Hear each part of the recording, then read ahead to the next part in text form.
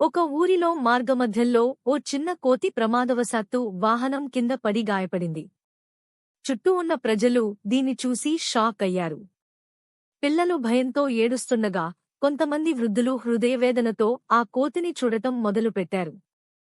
అంతే ఆ సమయంలో ఆకాశం నుంచి ప్రకాశవంతమైన వెలుగు భూమిపై పడింది. ఆ వెలుగులోంచి స్వయంగా శివుడు ప్రత్యక్షమయ్యారు. ఆయన త్రిశూలంతో కాంతివంతమైన రూపంతో ముందుకు వచ్చారు.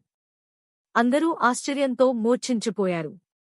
శివుడు ఆ గాయపడిన కోతిని ఆదరించి దాని తలపై తన చేతిని ఉంచాడు. ఆ క్షణంలో ఆ కోతి గాయాలన్నీ నయమయ్యాయి. కోతి కళ్ళు తెరిచి శివుని చూస్తూ భక్తితో చేతులు జోడించి నమస్కరించింది. శివుడు మృదుస్మితంతో దాన్ని ఆశీర్వదించాడు. ప్రజలందరూ శివుని మహిమ చూసి కన్నీళ్లతో హర హర మహాదేవ అంటూ నినాదాలు చేశారు. ఆ కోతి ముందు ఉన్న శివలింగాన్ని చూసి మళ్లీ నమస్కరించింది. ఆ తర్వాత శివుడు తన కాంతితో మాయమైపోయాడు. ఊరిలోని ప్రతి ఒక్కరి హృదయంలో ఆ రోజునుంచి శివుని మహిమ అక్షరాలా నిలిచిపోయింది.